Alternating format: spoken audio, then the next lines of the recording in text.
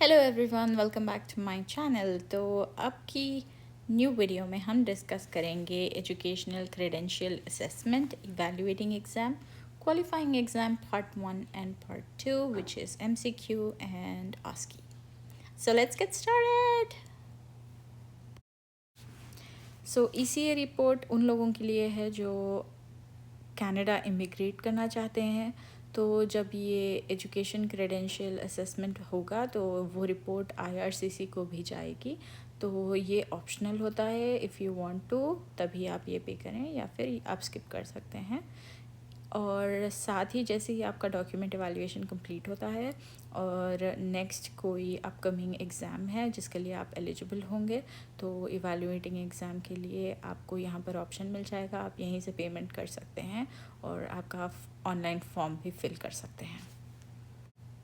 तो evaluating exam की फ़ी पे करने से पहले आप बेहतर समझना चाहते हैं कि आपके एग्ज़ाम में आपने क्या पढ़ना है, कैसे प्रिपेयर होना है, तो आप जाएंगे पीबीसी की मेन वेबसाइट पर, यहाँ से इंटरनेशनल ग्रेजुएट सेक्शन, और फिर वहाँ से आप चूज़ करेंगे फार्मासिस्ट इवैल्यूएटिंग एग्ज़ाम सेक्शन। और यहाँ पर आप पहुँचकर अपनी सारी रिसर्च करेंगे कि आपको क्या क्या चीज़ों की ज़रूरत होने वाली है इस एग्ज़ाम के दौरान। यहाँ पर मौजूद इन्फॉर्मेशन के अलावा अगर आपको कुछ और भी जानना है तो यहाँ पर ये भी डिटेल्स हैं कि आप किससे बात कर सकते हैं और क्या क्या इंक्लूडेड होना चाहिए। और एग्ज़ाम की प्रिपरेशन के लिए हम यहाँ पर चेक भी कर सकते हैं कि एग्ज़ाम का ब्लूप्रिंट क्या है। तो यहाँ पर हम देख सकते हैं कि इम्पॉर्टेंट सब्जेक्ट एरियाज़ क्या हैं और सबसे ज़्यादा वेटेज फार्मेसी प्रैक्टिस का होता है। तो प्लीज़ मेक श्योर कि आप फार्मेसी प्रैक्टिस पे ज़्यादा फोकस कर रहे हैं जब आप एग्ज़ाम के लिए प्रिपेयर हो रहे हैं। और यहाँ पर आप फार्मासिस्ट एवेलुएटिंग एग्ज़ाम का सिलेबस भी देख सकते हैं। यहाँ पर इन डिटेल सारा सिलेबस मेंशन्ड है, वो क्या टॉपिक्स हैं और उन टॉपिक्स में वो कौन सी चीज़ें आपकी एनालाइज करने वाले हैं टेस्ट के दौरान, वो भी मेंशन्ड होती हैं। तो ये बहुत थरोली अंडरस्टैंड करने की कोशिश करिए जब आप ये पेज एक्सप्लोर करेंगे। तो इतनी सारी टॉपिक्स आपको प्रिपेयर करनी है आपके इवैल्यूएटिंग एग्ज़ाम के लिए। तो प्रिपरेशन के लिए हमें जानना चाहिए कि हम कहाँ से पढ़ेंगे। तो ये है references and learning resources tab. यहाँ पर एक लिंक मेंशन्ड होगा। व्हेन यू ओपन दिस, एक पीडीएफ फाइल ओपन होगी और इस पीडीएफ फाइल पर मेंशन्ड है कि हर टॉपिक के लिए कौन सी बुक मेंशन्ड है, कौन सी वेबसाइट से आप पढ़ाई कर सकते हैं। और कुछ रिसोर्सेज फ्री भी हैं जैसे thrombosis Canada, diabetes Canada, hypertension Canada.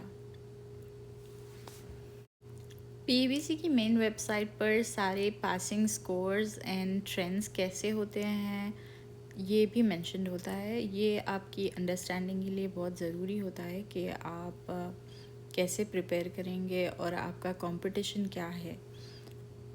यहाँ पर आपको दूसरी इन्फॉर्मेशन भी मिलेगी कि आपको अगर अटेम्प्ट करना है एग्ज़ाम, या आप एग्ज़ाम को बीच में छोड़ देते हैं तो क्या होगा और आप कैसे डील कर सकते हैं और उससे आगे कैसे बढ़ेंगे। तो इस पेज पर ये भी इंफॉर्मेशन मौजूद है कि आपको इवैल्यूएटिंग एग्ज़ाम पास करने के लिए 60% से ज़्यादा स्कोर करना है। अगर आप 60% स्कोर कर लेते हैं तो आप इवैल्यूएटिंग एग्ज़ाम पास कर लेंगे और फिर आप क्वालिफाई कर सकते हैं क्वालिफायर एग्ज़ाम के लिए। जैसे ही आप एलिजिबल हो जाते हैं क्वालिफाइंग एग्ज़ाम के लिए, आपके कैंडिडेट पोर्टल पर आपको एमसीक्यू एंड ऑस्की दोनों का ही एप्लीकेशन प्रोसेस करने के लिए अवेलेबल होगा। आप यहाँ से पेमेंट्स कर सकते हैं और उसकी प्रिपरेशन के लिए क्या क्या करना है हम वो भी पीबीसी की मेन वेबसाइट पर जाकर पता कर सकते हैं।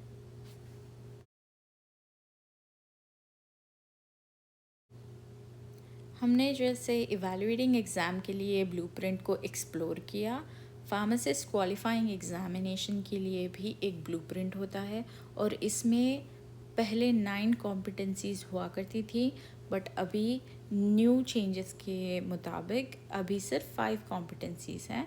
बट ये 5 कॉम्पिटेंसीज़ में वो पिछली वाली सारी 9 कॉम्पिटेंसीज़ को इंक्लूड किया गया है और उनके वेटेजेस को मॉडिफाई किया गया है। तो आप ये डॉक्यूमेंट को थरोली पढ़ें क्योंकि ये बहुत ज़रूरी होता है आपके एग्ज़ाम की प्रिपरेशन के लिए।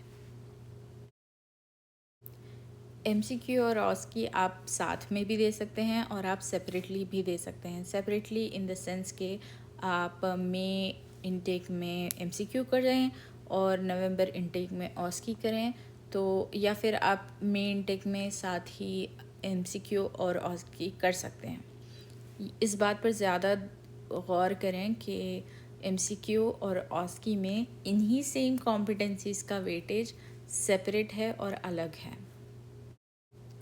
आप एमसीक्यू और इवैल्यूएटिंग एग्ज़ाम रिमोटली दे सकते हैं, लेकिन ऑस्की के लिए आपको इन पर्सन टेस्ट देना होता है, तो ये भी आप वेबसाइट पर चेक कर सकते हैं। हर एग्ज़ाम के आपके पास 3 अटैम्प्ट्स होते हैं, तो ये बहुत ज़रूरी है कि आप जब कम्प्लीटली महसूस करते हैं कि आप पूरी तरह से प्रिपेयर्ड हैं, तभी आप अपना एग्ज़ाम दें सो दैट आपके अटैम्प्ट्स वेस्ट ना हों। अगले वीडियो में हम लोग डिस्कस करेंगे कि एमसीक्यू एंड ऑस्की के लिए कैसे प्रिपेयर करना है और I will try to give tips अच्छे से प्रिपरेशन करने के लिए। तो stay tuned, come back for the next video. Thank you.